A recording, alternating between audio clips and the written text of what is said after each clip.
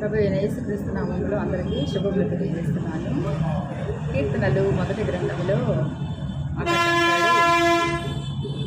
కాబట్టి న్యాయ విమర్శలో దుష్టులను, నీతిమంతుల సభలో పాపులను నిలువరు. నీతిమంతుల మార్గము యెహోవాకు తెలియను, దుష్టుల మార్గము నాశనంకు నడుపును అంటారు. లోకములో నీతిమంతులు పాపులు కలిసే ఉంటారు. నీతిమంతుల సభలో పాపులు కూడా ఉంటారు కదా.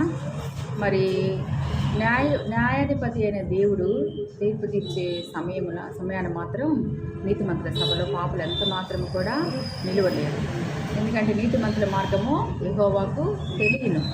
అది ఇరుకైన మార్గము, ఎటు చూసినా మండల పొదలే ఉంటుంది. నీతిమంతుల మార్గాల్లో అది ఇరుకైన మార్గం, ఎటు చూసినా మండల పొదలే, రాళ్ళు రంపలే, మరి ఇరుకులు, ఇబ్బందులే, శ్రమలు, శోధనలే ఉంటాయి. కానీ ఒక్క విషయం, నీవు వెళ్ళే మార్గము ఇరుకు మార్గమైనా సరే ఆ మార్గంలో నీతో యేసయ్య ఉన్నాడు. కాబట్టి ఆయన నీకోసం సిద్ధపరిచినటువంటి మరి అత్యంత సుందరమైనటువంటి శాశ్వతమైనటువంటి పట్టణానికి నిన్ను ఆయన తప్పక చేరుస్తాడు.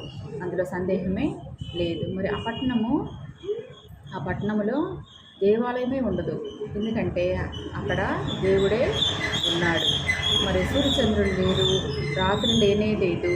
కారణం దేవుని మహిమయే అందులో ఆ పట్టణంలో ప్రకాశిస్తూ ఉంటుంది.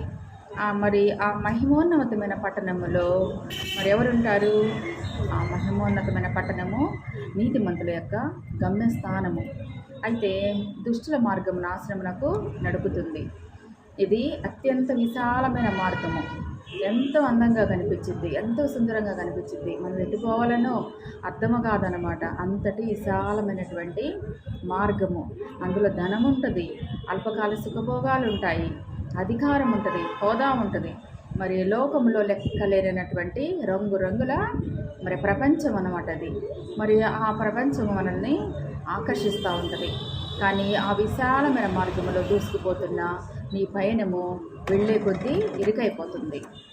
ఆ ఇరుకు మార్గంలో, ఆ ఇరుకులో, ఆ సందుల్లో పడి నువ్వు ఇరుక్కుపోతావు అన్నమాట. బయటికి రాలేనటువంటి పరిస్థితి. ఎంతలా ఇరుక్కుపోతావంటే ఇక నువ్వు విడిపించుకోలేవు అనమాట. ఆ పరిస్థితిలో నుంచి తప్పించుకోలేవు. అపవాదికి వాని అనుచరులకును సిద్ధపరిచినటువంటి నిత్య నరకమే దాని గమ్యస్థానం.